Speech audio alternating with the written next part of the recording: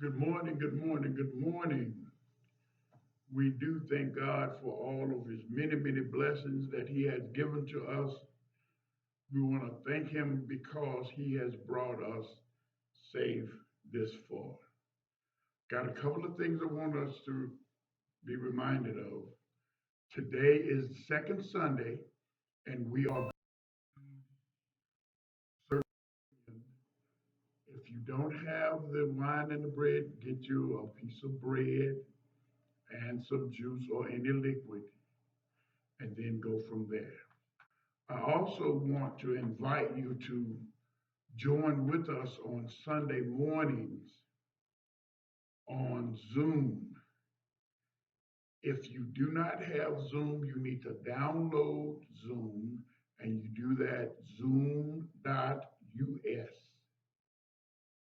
Now our ID that we will use is 860-3789-4211.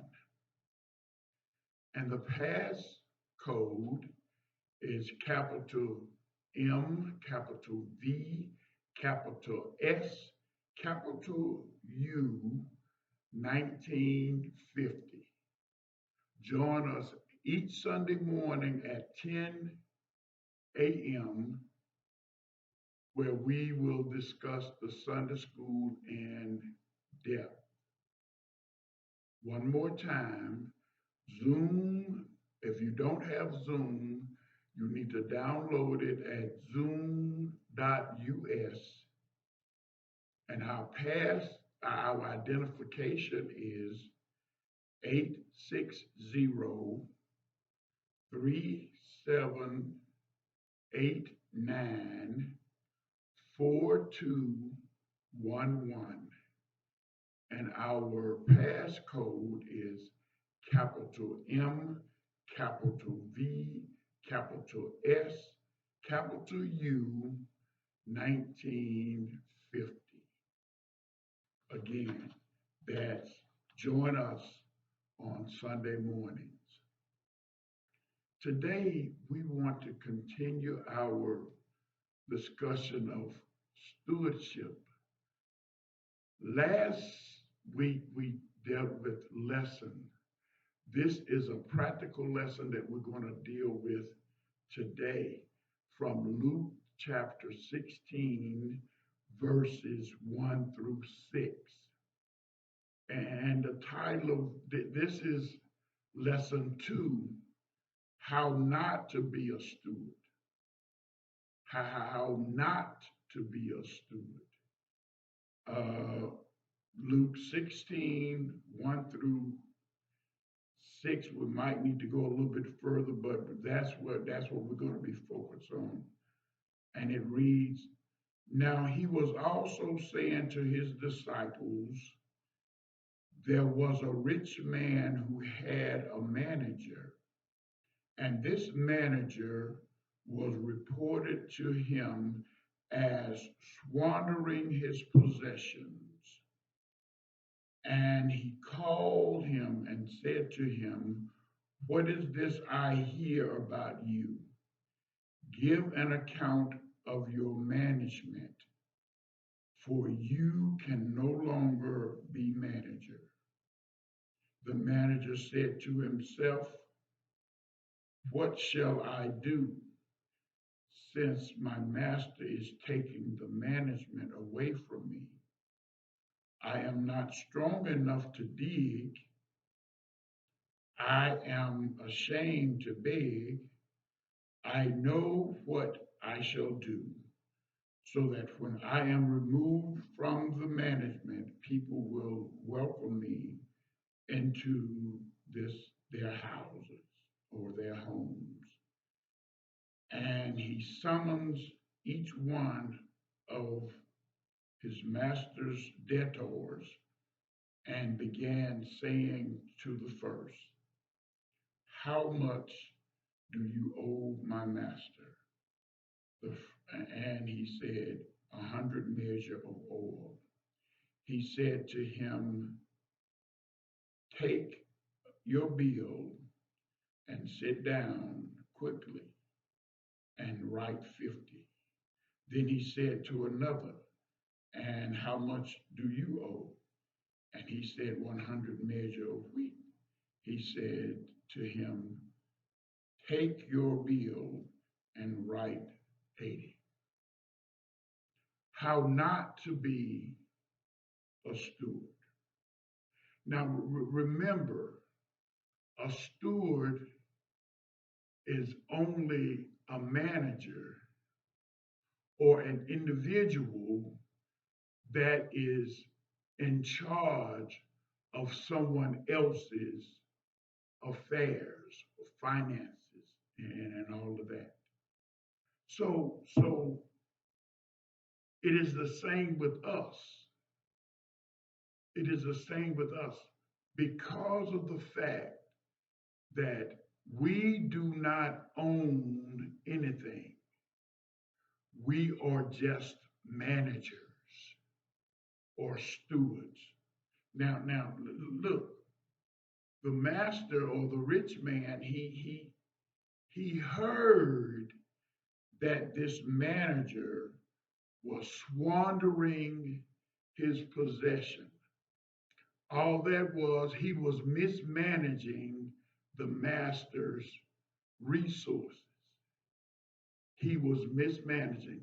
And if we think about us as stewards to what God has given to us, we are mismanaging the things that God has entrusted to us. We are squandering the things that God has given us. And he called him in order for him to give an account of his stewardship. And so we are in the same predicament, the identical same predicament. God is going to call us to give an account to the things that we have done, good or bad. But in this case right here, we do not want to do what this manager or steward did.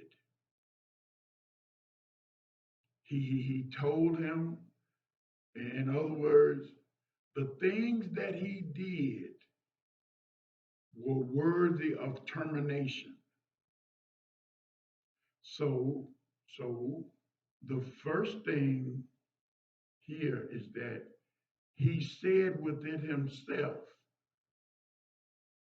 I can't dig, or in other words, I can't do manual labor, and I'm ashamed to beg. So what it is that he's going to do? What it is that he's going to do? Well, the first thing he did, he wanted to have some allies. He wanted to have someone to depend on when we get put out of the position that we're in, or when we have to give an account of our stewardship. So the first thing that he did, or one thing that he did, was he asked the debtors of his master to try and eliminate some of the debt that the debtors owed his master. Look. The first thing he asked one of the debtors to say, now look, how much do you owe the master? How much do you owe? And then he said, 100 baths of oil. And he said, well, look, quickly write down your bill 50. he cut it in half. So when he cut it in half, so now maybe he'll remember me when I'm out on my own, out when I'm out of the stewardship. He'll remember me. Then I can go to his house and he'll remember me and I'll remember the favor that I did him. Then the same thing happened with another one. He said he owed 100 bags of wheat, 100 measures of wheat. And so he said, write down right quickly 80. Again, he said, well, maybe they'll remember me when I'm out and I don't have nowhere to go. They'll invite me in. So what happened was the master kind of praised him for that because he was looking at it from a sense that look, he was shrewd. He reduced that debt so they could remember him. And so they called him shrewd. And he acted shrewdly, he acted wisely, and but that was not his choice, but he got praised for that. And because he got praised for that, he was thinking that, look, I'm going to have somewhere to go. I'm going to have an ally for me. So now, what we want to do from here, we first of all, we don't want to mismanage that what God has given to us or has entrusted to us. That's the first thing. Do not mismanage, do not abuse the thing that God has entrusted to us. Secondly, he said that he's unable to do manual labor. All of us at some point in time need to know how to work. And don't be ashamed to, to work because an honest day's work is good for us all. And then not only that, he said that what happened was I'm going to eliminate some of your debt. That was not his call, but he made the call so that someone can help him. And so he reduced the debt, one of the debtors from 100 to 50, then another one from 100 to 80. So that he could be remembered when he is put out. So we do not want to abuse the trust that God has trusted to us. So today, remember, do not squander that what God has given to us, but use it wisely. Get your get your bread and your wine.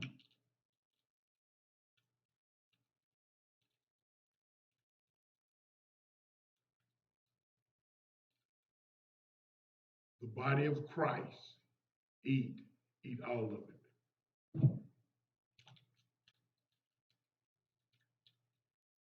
The blood of Christ. Drink all of it. And they went out singing a hymn. May God richly bless you, my beloved.